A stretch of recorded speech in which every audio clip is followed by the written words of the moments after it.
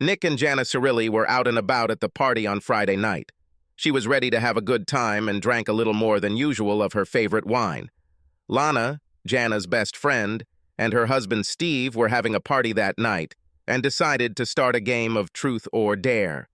The owners persuaded 5 more couples to play, but the women, in particular, were hesitant because Lana could be a bit harsh. The game started relatively calmly, as one of the women explicitly stated that she would not do anything racy, such as exposing her bare breasts. Some of the others agreed to keep the questions reasonable. As the game continued, the alcohol began to relax and affect the questions. As the requests became more insistent, one of the women suggested, and it was decided that if the question was out of line, it could be ignored. After some time, it was Lana's turn again, and she asked Jana, "Truth or dare?" The truth was chosen. "Who was your best lover?" asked Lana. "Nick, I guess." The excessive amount of wine Jana drank influenced her answer. Taking another sip and putting the glass down, she giggled like a schoolgirl and said, "Not really." There was a collective sigh. Lana told Nick, "Well, if you're not number one, then fight." Nick's response was neither verbal nor cheerful. His face turned beet red from a mixture of embarrassment and rage. Jana instantly sobered up enough to realize what she had done and tried to improve. Jana stated that she was just teasing her hubby and that he really was her best lover. Nick stood up and said, "To hell," and headed to the refrigerator for beer, but did not return to the game. Comments like, "Oh my God, Jana," or "Damn, this hits where it hurts," echoed around. "I thought the dumb blonde was a myth, but damn it, girl, you just told your husband that his place is no higher than second, and in front of 10 other people. Is he even second? Or maybe even further?" "Damn, Lana, I thought you were my friend," Jana said, trying to get up. "I was just joking, damn it." "I'm your friend. I'm just joking too. Bring him here. We'll all help him calm down," Lana volunteered. Jana felt that she urgently needed to get to Nick and fix everything as quickly as possible. Even drunk, she knew that it would not be easy to calm her hubby down. She found him hanging out at the wide screen with others. There was a game going on, but he wasn't watching it. "Sorry, baby. I'm a little drunk. I thought it was funny, but probably not. Get back to the game. Let me fix everything," she begged. "No, just stay away from me. Stay and I'll go home," he said, stood up and began to say goodbye to those who were nearby. Lana approached Jana and asked, "Where is he going?" "Home." "I'll go apologize to him before he leaves. I did it even worse. I'm sorry," Lana said, about to catch up with Nick. "Let him go, please. Right now he doesn't want to hear anything from any of us," Jana said, starting to cry. "That asshole? Wait here. I'll go get him." "No, Lana, don't." "You'll only make it worse," Jana begged. "We joke here all the time." "What the hell is wrong with him? You didn't sleep with someone else so he could be second," Lana volunteered, intending to be supportive. But the expected consent from her friend did not come. Instead, sadness and shame were reflected on Jana's face. Instantly, understanding came to Lana. "Lord Jesus, Jana, you did it!" "Please be quiet. If Nick thinks anyone else knows, my marriage will be over. Please, Lana, promise me. Not a word, not even to Steve," Jana begged. Okay, not a word. But after you sober up, we'll talk," Lana replied. "I need to go home." "He probably won't talk to me, but I have to try," Jana said quietly and headed towards the backyard gate. Lana returned and announced, "I'm taking her home just to make sure she gets there safe and sound." By the time Lana caught up with her, Jana had already reached the side door of her house. "Jana!" Lana shouted, but Jana simply turned, waved her hand, and went inside. Jana immediately went upstairs, went into the bathroom, put on a nightgown, and went to bed. She touched Nick's shoulder, hoping he would turn to her for a kiss, but he remained motionless. Trying to get some kind of response, she ran her nails down his back, just the way he liked it. After several minutes of caressing, he remained motionless. She thought she saw a tear roll down his cheek. A last attempt was made to defuse the escalating situation. "Honey, I'm so sorry. I didn't mean it." "I love you," she whispered in his ear. The gentle peace offering was not received as expected. "Do not lie to me. I know what you said and what it means. Go to hell and leave me alone," he snapped. Following this outburst, he got out of bed, walked into his den, and slammed the door. Yana cried until she fell asleep. The morning came late, since the previous night kept Yana from the desired early rise. There was no coffee pot, no dishes, nothing in the kitchen. It looks like Nick left the house in a hurry, not wanting to meet face to face. Yana was saddened, realizing her guilt. She again remembered her answer to her friend's question. The alcohol she drank removed all restraint from her tongue, and the offensive truth came out in only 2 words. "Actually, no," and she said it loud enough for everyone to hear. The obvious implication was clear to their friends. It hardly looked like Yana was just playfully teasing her hubby. She hoped that a sincere apology and sincere reassurance would convince her husband that yesterday's remark did not matter. Alas, her apology was false. She was determined to keep this fact and the reasons why it was a lie a secret from him and everyone else. Desperate to correct her mistake, Yana decided to send her husband a message. "I'm so sorry about last night. With kids on the way, I decided Lana's party was my last chance to let go and relax a little. The fact that I went too far is putting it mildly. I was so out of it that I thought it was funny, maybe even playful. I believed I was teasing my darling hubby like any wife, but the look on your face instantly told me I'd screwed up. The fact that Lana was so quick to pick up and add her own punch is just her nature. She knows nothing about our past and, most likely, decided to just have fun. You know she adores you. Please don't blame her. Baby, that's not what I meant. You are my best in everything. Forgive me for being a stupid drunk who didn't understand how my best friend, could get hurt by my poor attempt at a joke. I love you with all my heart. Come home or at least call me. Please, I love you." Having made coffee, Yana sat down on a chair at the table, clasping her head in her hands. Many times she asked herself out loud, "Why did I say such stupidity?" At that moment, her phone rang, and the thought flashed through her head that Nick was answering. The call, however, was from Lana, and Yana chose to ignore it. Only a few minutes passed before Lana called again. Yana decided to answer. This conversation was also inevitable. "Yes, Lana? Honey, what the hell is going on? Last night you started to tell me something, and then fell silent." "It's not like Nick to react like that because of a little harmless joke," Lana said. "No, it's not like that," Yana answered slowly and restrainedly. "I'll come," Lana said. "No, this is not very good." Lana interrupted her. "Put on the damn coffee pot. I'll be there in 10 minutes. And without waiting for an answer, she passed out. 7 minutes later, Jana's side door opened, and Lana walked in to find a cup of coffee on the table, prepared just the way she liked it. "Okay, lay it out," Lana ordered. "Lana, I can't. How long have we been best friends? Haven't I ever had your back? Now spit it out." Yana, racked with guilt, desperately needed someone to confide in, and Lana was her best friend. "First of all, you have to swear to me that you will never tell anyone about this, not even Steve." "Yana, I swear to you. Honey, I won't tell anyone. This will remain between us. Swear on the lives of your children." "Lord, baby, what have you done?" "Okay, I swear. I swear on my children no one will ever hear anything from me," Lana said, making the most solemn promise. "This happened 5 years ago, even before we moved here. The insurance company I worked for had a great year and had a Christmas party a few days before the 25th. Nick was supposed to be there, but his brother started a small fire in his house, which resulted in significant chaos. My husband and his truck were asked to help.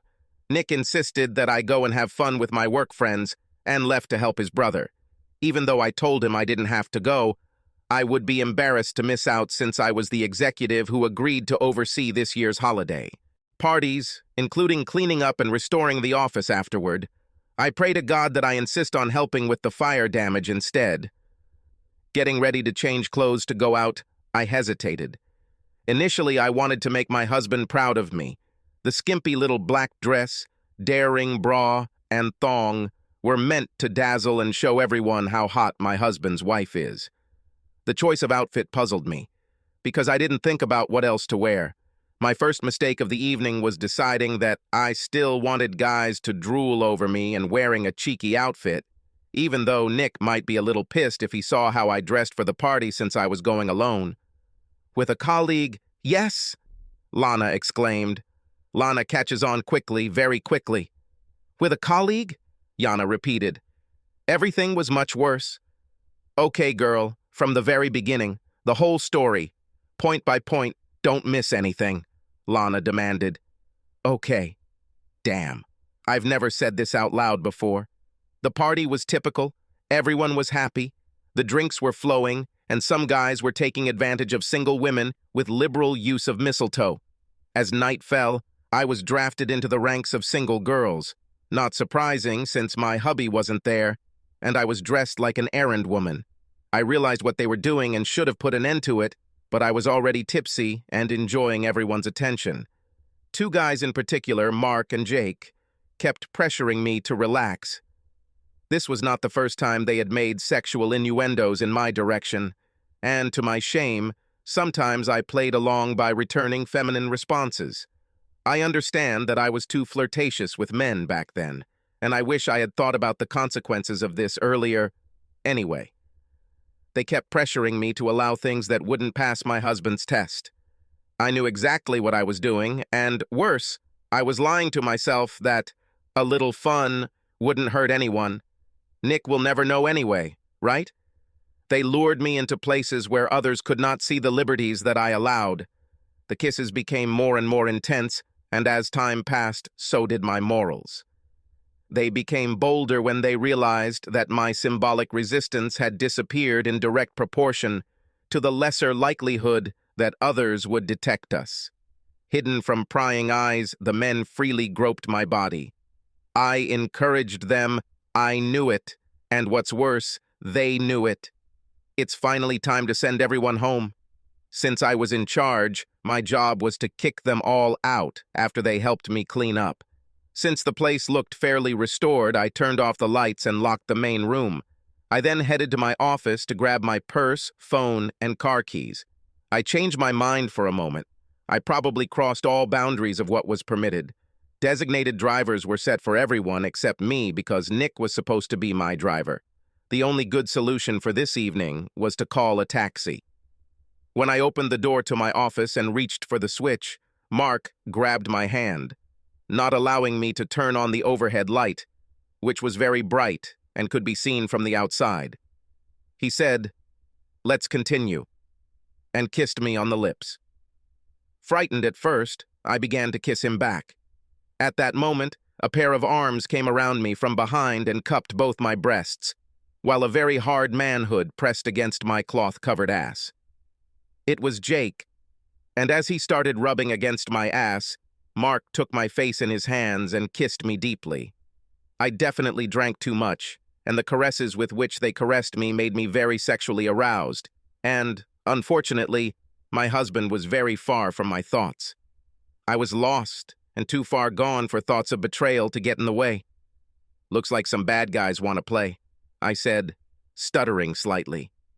Jake said, "We were really hoping you'd see this," and he reached out and turned on the desk lamp so there would be enough light to see what we were doing, but not advertise to the outside world that someone was inside. Mark then closed and locked my office door.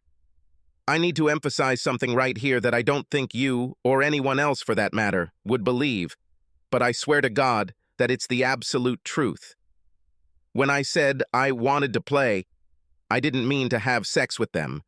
You're right about that. Convincing anyone, especially Nick, hell, the chances of anyone but me believing it are zero, Lana added. I know. Don't I know this for sure? But I need you to believe me.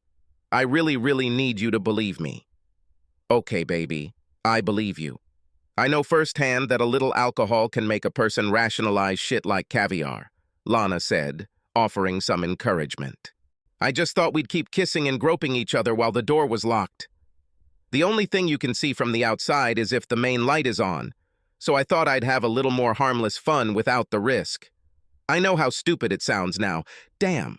I wish I could go back and change everything. Lana, I don't know if you've ever experienced two men trying to seduce you, but this feeling was incredibly strong. Yana paused. Actually, I have something to share, since we are confessing. But you finish, I'll come later, Lana said. Okay. Be that as it may, Mark continued to experience my resistance. Kissing him back, I completely forgot about Jake until I heard his zipper being unzipped. My dress rode up to my waist, and Jake almost had my covered ass. Meanwhile, Mark also took advantage of my raised dress. That was the first moment when I realized that these two guys were going to fuck me. Well, as I already said, there was a lot of groping, but then the clothes began to completely come off. Yours or them? Lana asked, excited by her friend's story. Both, Yana continued. The feeling of two men lusting after you as they strip you was something I had never imagined. I protested weakly, saying, "No, I can't do this. No, I'm married, I can't." But after a few seconds, all that was left of me was a thong and heels. Being pleasured by two men was the most erotic thing I've ever experienced, but it was surpassed by what happened next. None of them wanted to stay away. I was in heaven. Two men have me at the same time. How could one person, any person, ever compete with such experience? We were so excited that it didn't take long until we all showed up. It was the best sex of my life. When we cooled down, I thought about Nick, and my betrayal suddenly became just as clear. I tried my best to break free and began to beg them to never tell anyone. What we did was a huge mistake, and I will undoubtedly get divorced if the truth comes out. They both promised to remain silent, but I realized that I would never find peace, knowing that the possibility of my betrayal could come to light. Yana finished, sitting heavily on a chair. Now it's clear why you answered like that yesterday. Did Nick ever find out? Lana asked. When Yana tried to answer, she burst into tears. Baby, if you want to stop, take a break, Lana suggested. No, I need to speak out while I have the strength, said Yana, and then continued. I think they were both very nervous seeing how upset I was, so they promised me to honestly keep my secret. That night, I avoided meeting Nick. It was already well after midnight when he returned home after helping his brother.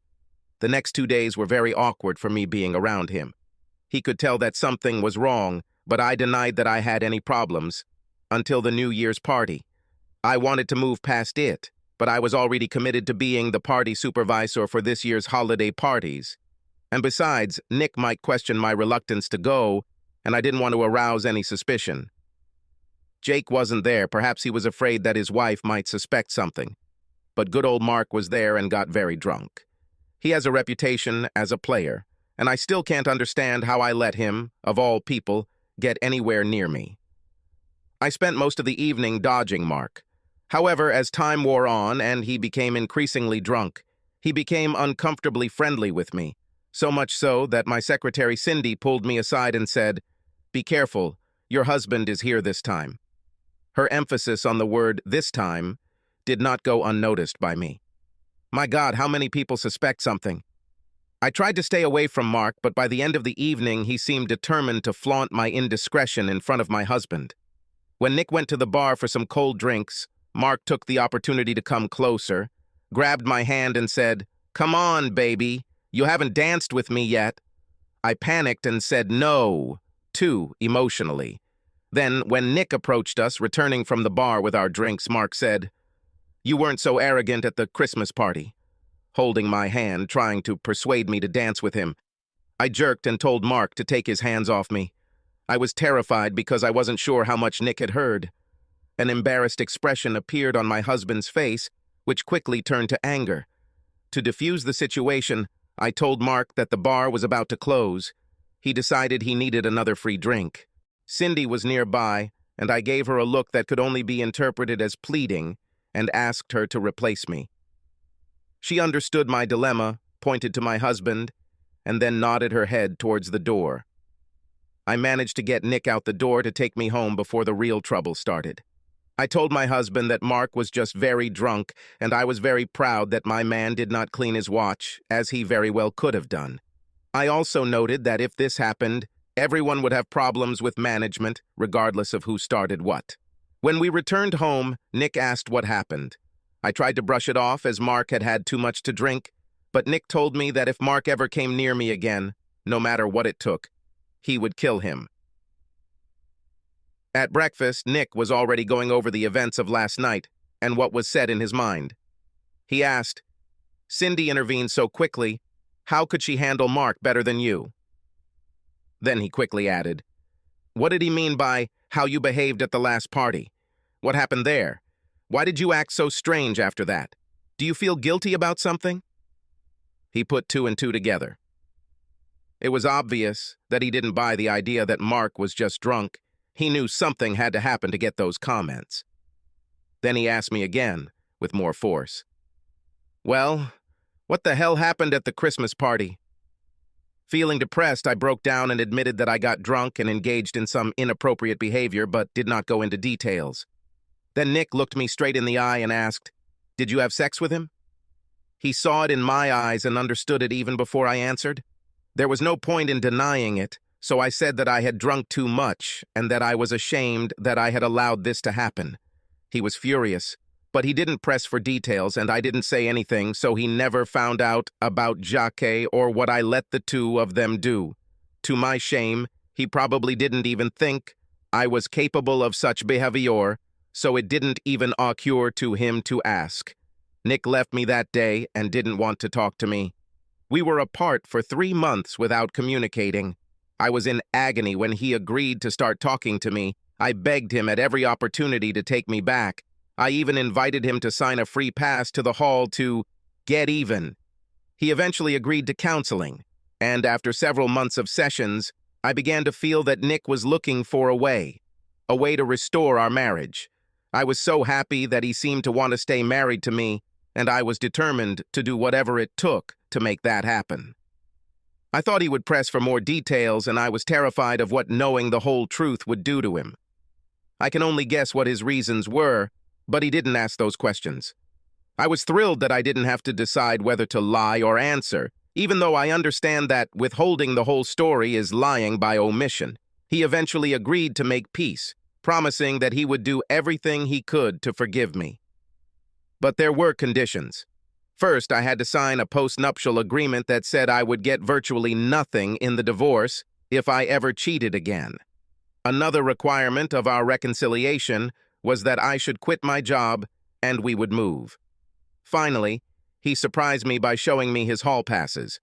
I forgot I suggested it, but I was so desperate for him to agree without asking any more questions that I signed an agreement that included giving him a couple of free passes to the hall. I think he needed them to help restore his badly damaged pride more than anything else, as I don't think he ever used them. So I agreed to everything, including moving away from all our friends and family so I could get my man back. Luckily, he was able to make a lateral move in his company, and my experience in insurance also made it easy for me to get a job. That's when we came here. I never had to tell him the whole truth about my betrayal, and I never let him down again. I'm sure you understand that I'm afraid that if he knew everything, he would divorce me. That's why my mistake last night could turn out to be such a disaster. I have to stick to the story that I made a tasteless joke, that only he took it that way, and that he is absolutely my best in life. Yana paused, letting her saga sink. Lord, did you have a threesome? I fantasized about this. Tell me again. How was it? Lana asked, showing enthusiasm for what her friend had done instead of realizing how close it was to ending the marriage. Damn it, Lana, I almost lost my husband, and I'm still in danger. Then after a long pause, between you and me, I cannot deny this fact. It was the most exciting sexual experience of my life, Yana said solemnly, and then added, I can't ever let Nick finds out the truth. Never. Okay, I understand why you said that. I also understand that no man can compete with two. It's better than my dirty story, Lana shared. What did you do? Asked Yana. Okay, I also want you to swear to me. Nobody needs to know. Stevie would probably throw me to the curb, Lana said, looking intently into Yana's eyes. Agree. We made an agreement. Nothing said here will ever be revealed to anyone. Yana swore her mutual devotion, and then invited her friend to share. Okay, it's your turn to tell everything. Lana began her story. Both of us. I never spoke about it out loud either. We were going to have a party, and people from the company were going to come to a swim and barbecue party that evening. Steve called me and said he had an emergency with one of their largest accounts. He was personally handling this particular client and was going to be at least 3 hours late getting home. Ron, hubby's business partner, took it upon himself to fill in for my husband and came under the guise of helping me get ready. He knew that their most important client hired my husband and that he had to personally go to this guy's office, which is about an hour and 10 minutes away each way. My husband has a keen eye for business negotiations, but one of the things my man is not good at is recognizing when a friend is a snake man. Ron is a man whore. He got divorced because he was caught cheating. His single status allows him to pursue his prey without fear of reprisals from his wife. He had his eye on me for a long time and I knew it. I should have said something to Steve, but I was too easily swayed by Ron's flattery. I liked the attention and would flirt back, sometimes shamelessly, when my husband couldn't see or hear. When Ron showed up to help, I was already screwed. Instead of getting our backyard ready, I spent the day lounging by the pool in a micro bikini, waiting for Steve to get home so I could start getting ready for our party. I had a few margaritas and wasn't drunk, but I felt good. I should have gone into the house and changed clothes, but I didn't. Ron was definitely enjoying himself, and I was enjoying letting him watch. We started preparing the patio for guests. Ron removed the lid from the grill and moved it to the center of the patio where it could be easily used. He then checked to make sure there was enough gas in the propane tank and temporarily lit the grill, making sure everything was fine. We then moved some chairs and tables around, got out the cooler with beer, stocked the bar, and set up some umbrellas. Our guests volunteered to bring a few more typical holiday appetizers and sides. We finished, so Ron made us both margaritas and said there was no need to mention that he was helping me get ready for my meeting with Steve. We went back to the pool and Ron was talking about how he had been working up a sweat and how the pool looked so inviting. He noticed that he didn't have swimming trunks, and I giggled that he could go without them, that I wouldn't peek. Instead of continuing the playful banter, he began to undress. When he was wearing nothing but his boxers, he came close to me and said, "Let's swim together. Take off your swimsuit." I should have run, but the alcohol and my stupid slutty side won out. They took everything off me, and I jumped into the pool naked. Ron was in the pool in seconds, holding me close to him. We were both naked. I knew I would let him have sex with me. I gave it to him. We examined each other's bodies, giving caresses. It was very wrong, but very, very good. And then Ron began to caress him in a way that Steve had never done before. I went crazy and experienced one of the most intense climaxes of my life. The combination of having something new, so vicious and forbidden done to me, took me to heaven. When I calmed down, Ron said that now it was my turn and I should help him make a quick shot. I did so. We drank a couple more glasses. He said that we shouldn't waste time, and we started the third round. He had me as if possessed by the devil. I was sure I would have bruises, and when he reached his peak, I screamed for him to leave me. He approached, growling. I started crying. I was hurt and ashamed of what I had just done to my husband. That evening, I had to constantly cover myself so Steve wouldn't notice the bruises. I begged him not to tell anyone. He said that if Steve found out, it wouldn't be good for either of us, so we agreed to keep quiet. So far, he has not tried to repeat the performance. I'm so happy about this that I will never cheat again, no matter what. The trouble is that we not only communicate often, but also play golf together a couple of times a month. Since Ron is something of a braggart, I'm constantly on edge, wondering if he'll give away my secret. Steve told me that Ron keeps going on and on about some woman he fucked who is a wild cat, but he won't reveal who it is. I know it's me, that he's giving a detailed account of sex. The bastard is probably content to talk about his sex to his hapless husband. If Steve ever finds out that Ron is bragging about me, I think he will kill us both. And we deserve it. With these words, Lana ended her vicious story. Later that day, Lana called Yana. "Hey, friend, is everything back to normal?" "No. God, Lana, I haven't heard a word from Nick. 5 years later, I thought we were already over it." "Have you ever heard of this Mark?" Lana asked. "No, but my mom said there was a guy I worked with, Mark, who got beat up pretty bad when he left the bar. Do you think it was Nick?" "I don't know. I'm afraid to ask. Besides, no matter what, I never want to bring this up and cause him more pain. That's why it's so bad that I screwed up last night and made him go through it again. I'm really worried. I think maybe he's going to leave me." "No way, baby. He loves you too much. He's just hurt. He's reliving the fact that you cheated on him. Look, he's already forgiven you for this, at least the part that he knows about. He'll come to his senses. Trust me."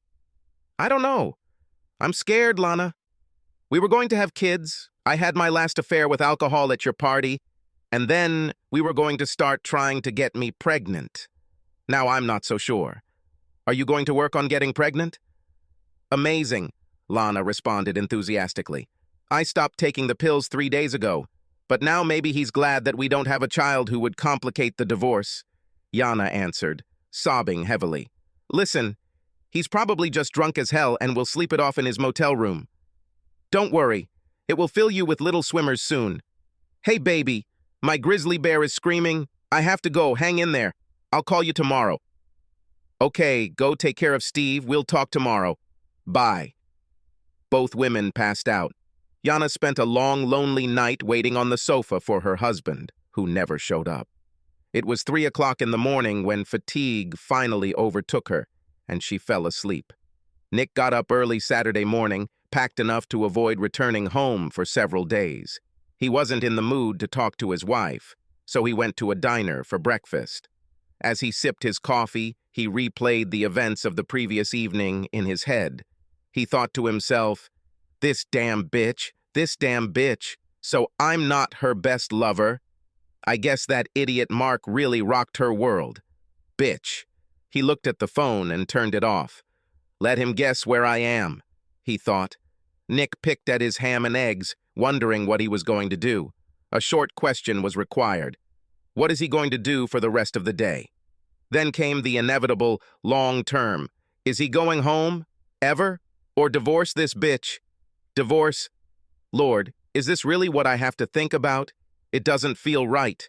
But making a choice now when I'm mad as hell is probably bad. Maybe I should go back and beat the crap out of that fucking asshole again. No. I was lucky I didn't get caught last time. I need to think. I could go to a club. I think the golf course would be better. Here's what I'll do. Everything I need is already there. Maybe there I can decide what to do with my fucking disrespectful wife. He joined a couple and had his own cart, which gave him more to think about since he didn't want to talk to his cart buddy. He had a couple of drinks after the match, and the first good news of the day was that his favorite bartender was working. Dear Susie Q. That's what he called her. Susan Bryant is her real name. They always exchanged playful teasing back and forth, both flirting. In fact, he never tried to seduce her. Suggestive conversations were just conversations. For his part, he always assumed she was just trying to increase her tips. And it actually worked. She immediately noticed that Nick's typical sexual innuendos were missing and something was bothering him. When the other two men left, Nick felt it was the right time and place to continue drinking. Not being very busy, Susie Q walked over. What's the matter, baby? I miss your usual attention, she began. Ah, the usual shit show at home, he replied. Come on, my love, you always say that you can tell me anything. Darling, that is good. Last night, during a game of Truth or Dare, my wife announced to me and everyone else that I was not the best lover she had ever had, he admitted. Damn, is she angry with you or what? I don't believe for a second that this is true about you. The way you constantly flirt with me makes me horny, she replied, giggling. I really wish you meant something like that. I need a sexy woman to calm me down a little. Do you think I'm sexy? She asked, showing a come fuck me smile. Hell yes. I know I'm just a client and you're doing your job. I understand that I don't have a chance with you. She looked him straight in the face, looked deep into his eyes and said, You have a chance. This shocked Nick. I wish you would take it seriously that I have a chance. A few years ago, my loving wife screwed up. She got drunk and cheated on me with some asshole. After much soul-searching and professional counseling, I agreed to take her back, but under certain conditions. One of them was for me that I had a couple of hall passes to even out the situation. Did she give you free passes to be with other women? Is this bullshit or true? Asked Susie. That was the agreement, it's actually in writing, he replied. I will never tell my man that he is not the best lover. It doesn't matter if it's true. Only if the bitch doesn't care whether she gets sent or not, then you can never say that. Nick, I finish at 5. If you want to cash in one of these passes, be here. Susan saw several more golfers enter the room and left Nick to ponder the offer. As she fussed over her new clients, Nick thought to himself, God, I always thought she was just playing along because I tip her so well. I really think she was just offering me her hot body. Well, Jana agreed to the passes, and Susie Q could give me what I need, restore my courage. It was 3 o'clock in the afternoon, 2 hours before she would finish work. Nick decided he didn't want to sit in a bar getting drunk and deciding what to do. Instead, he threw 2 $50 bills on the counter, a total of $58 to pay the bill, waved to Susan, and said, I'll be there. He couldn't take his mind off Susie Q's best qualities. She had 36D breasts that attracted everyone's attention, and Susie Q herself was a beautiful woman, several years older than him, although she didn't look like it. To top it all off, she had a big and delicious butt. Weighing what to do, he said to himself out loud, Jana never felt the pain of betrayal, the terrible pain that I had to go through. Maybe she wouldn't be so promiscuous if she had experienced what I did. To hell with it. I'm going to shower, change, and come back to the bar at 5 and see if Susie Q is joking or not. At 4:45 p.m., Nick re-entered the bar, and Susie couldn't help the smile that spread across her face. She poured him a whiskey and cola, placed it in front of him, and said, After the last tip, this one is at my expense, then added, Bill is here and ready to take over the bar. Just give us a minute to get the register in order and I'll be ready to go. I'm hungry, thinking about where we'll go for dinner. While she was getting ready, Nick called and booked a table at one of the best restaurants in the city. At dinner, he tried to shift the conversation to Susie, but she wanted a more detailed explanation of why he decided to ask her out. He told her everything he knew. She only said that she was divorced, that she was a flirtatious wife, and that this played a role in the death of her marriage. After dinner, they went to a dance club, drank a couple of drinks, and danced. During the third dance, clinging tightly to him, she said, Listen, I know you're probably trying to play the gentleman, not rush me straight into bed. The point is that I have already made my intentions clear. How about leaving here for me? Without further argument, the bill was paid and they went to her apartment. Will you have a drink while I change into something else? She asked. Nick just smiled and accepted her offer. When she left the bedroom, his breath caught in his throat. He squeezed out with difficulty. My God, you are amazing. She was wearing a Steelers jersey and nothing else. She reached up, placing her hands on the back of his head to pull him to her lips for a passionate kiss. I'm glad you approve, she said, as he stroked her most intimate part with his hand. Susie pulled him through the doorway towards the bed, kissing him and undressing him as she went. I hope you'll consider staying the night. We'll need some extra time as I hope you'll explore every sexual option, she said seductively and lay down on the bed. They caressed and excited each other. He had never met a woman who enjoyed giving such pleasure to a man. They reached their peak at the same time. Did you like it? She asked. It was a wonderful time. God, it was great, he replied, unable to find the right words to describe what he had just experienced. I'm so glad you liked it, but the same rule applies to guys. He looked embarrassed, so she added, Never, never tell your woman that she is not the best. He laughed when the meaning dawned on him and said, I understand. For now, lie down.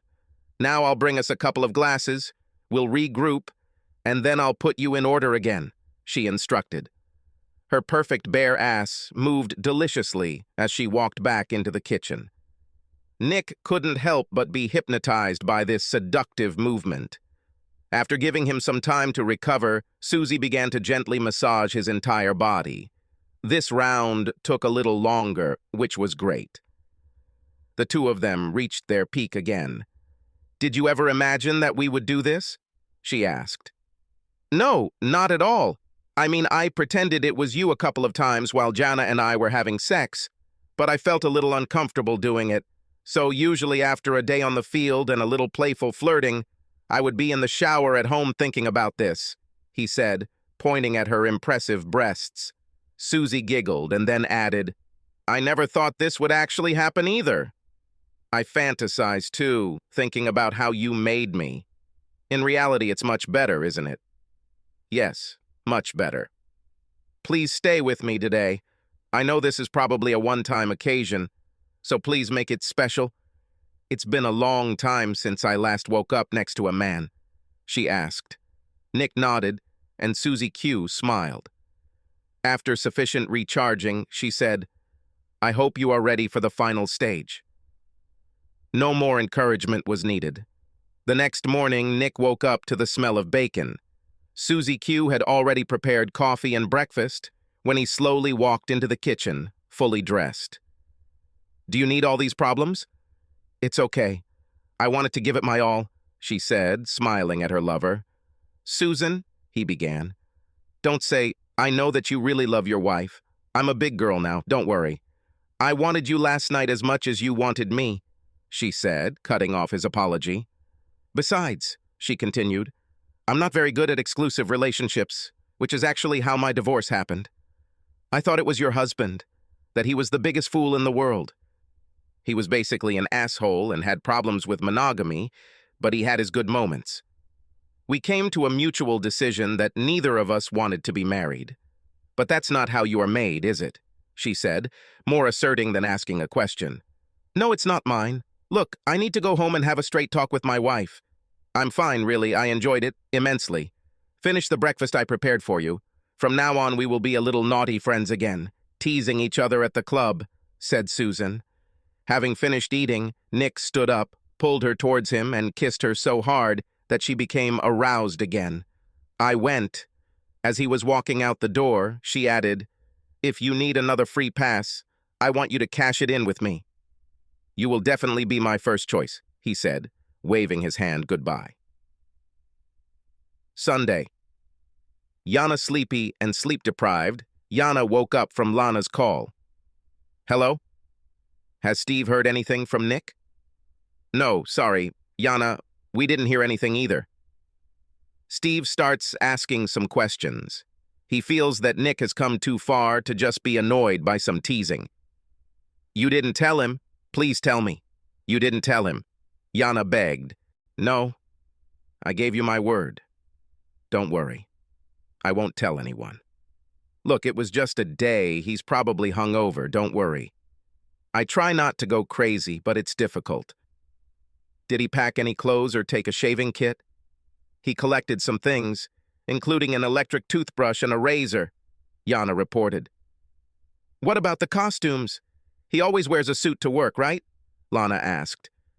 No, I think all his suits are in the closet. He has to go to work on Monday, right? He'll be back today, I'm sure. When he does, smother him with love, Lana suggested. What if he doesn't come back or says that it's all over between us? Yana allowed her fear to manifest itself in its worst form. It doesn't make sense. He's not going to destroy your marriage now, after he's already forgiven you. No, he will calm down and return home. You may have to eat some crap, but do what you have to do. I just want him to come home so I can show him how much I love him. I'm waiting. I hear the garage door opening. I have to go, bye, Yana said, ending the conversation. When Nick entered, Yana was already waiting for him at the kitchen table. We need to talk, he said, causing his wife to gasp. She half expected the conversation to be about the end of their marriage. On Friday, you tore my heart out.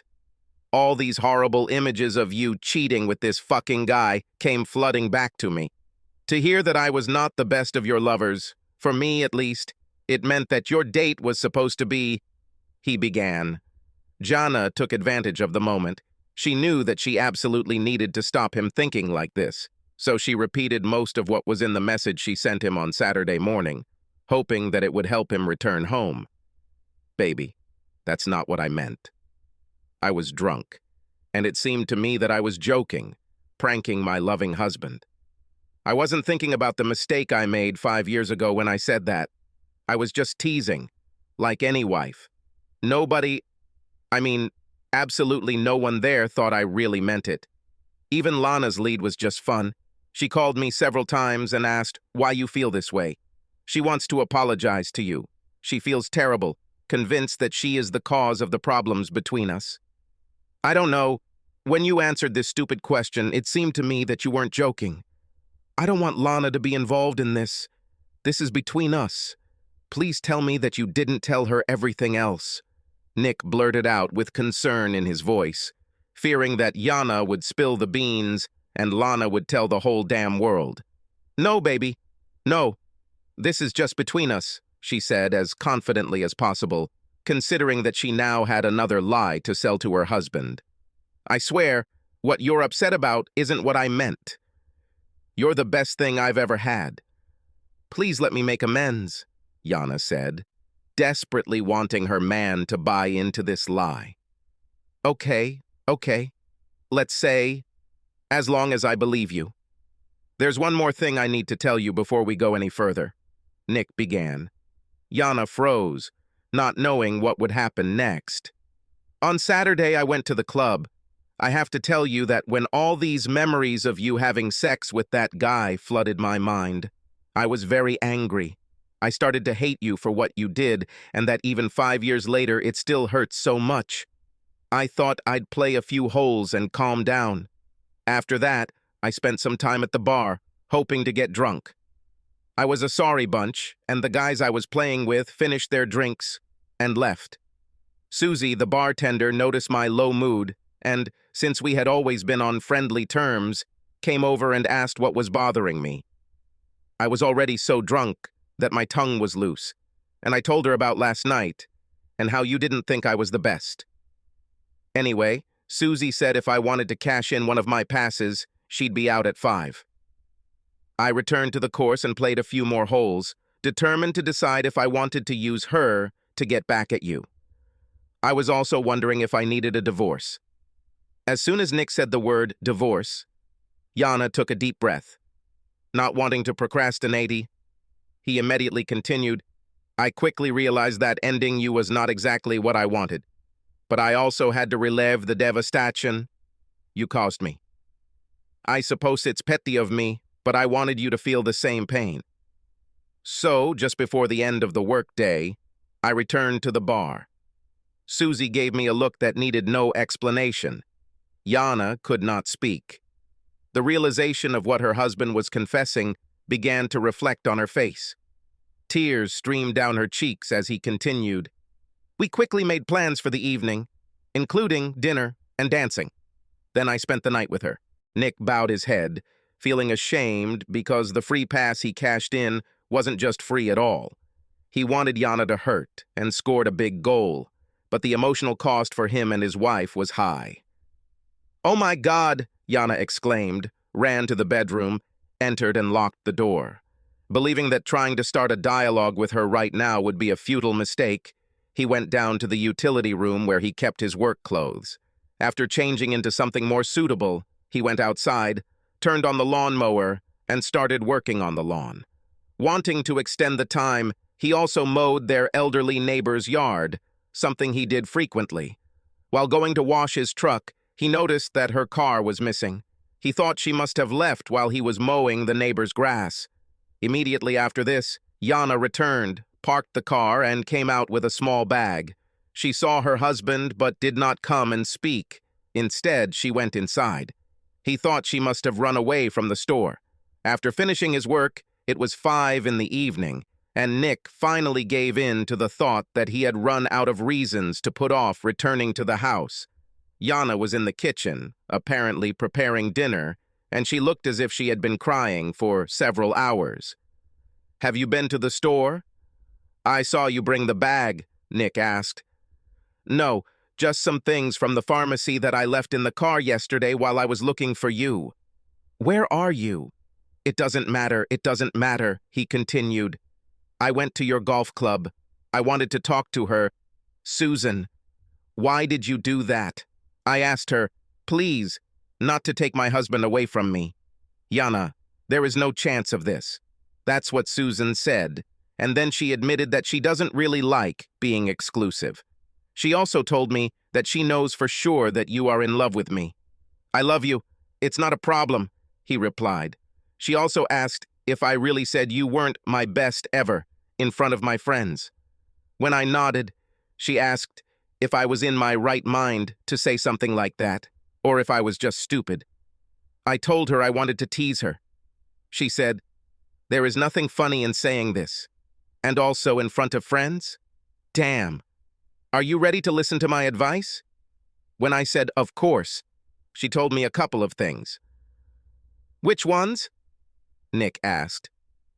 "I can't say this is a secret girlish agreement," Yana answered with the first smile on her face after the truth or dare mistake.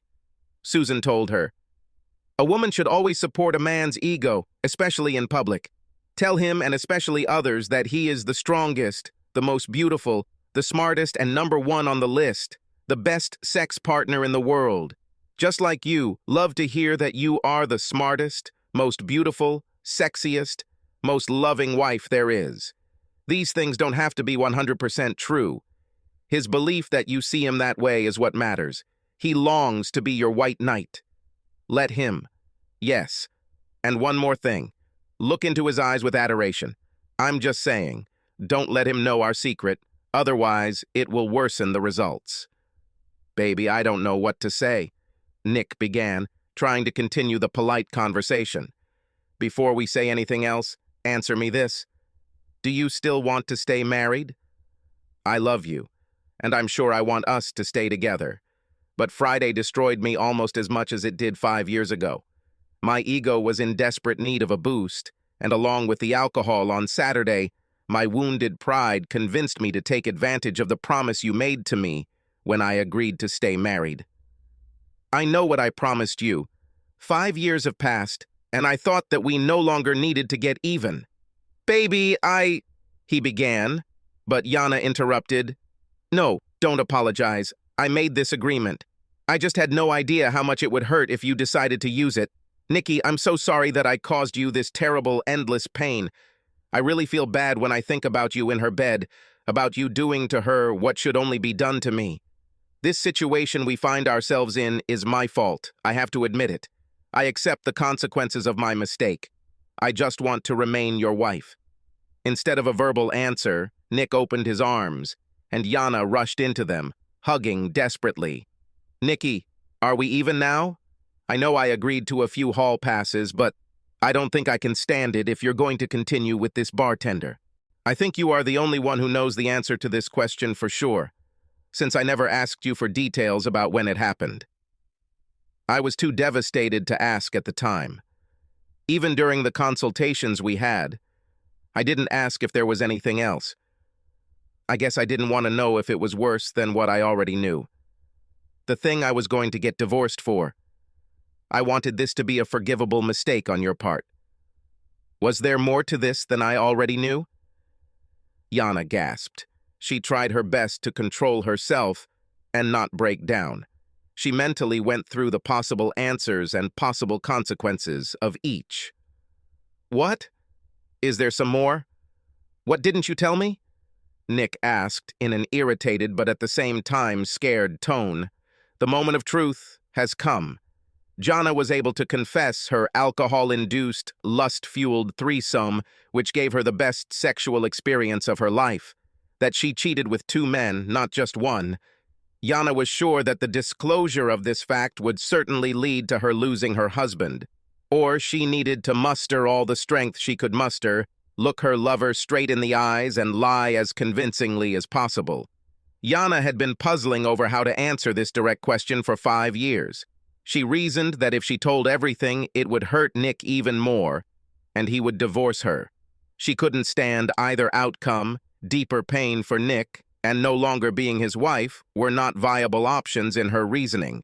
She decided that this would be her cross, which she would carry to the grave. The sacrifice she must make to save her marriage and protect it from unnecessary suffering. Even though she seemed caught off guard in the first few seconds, her response was timely and didn't seem like she was creating a contrived version of the truth. He had no idea she had been preparing for this moment for so long. Lie. Sell like her life depended on it. No, my love, I gave this asshole access to my body once. I think we should call this a draw. We both need to forget about this or our marriage will be ruined. If you truly forgive me and put aside my mistake from many years ago, I will not say a word about your date with Susan. I want this. No, I need this to finally end. Are we even?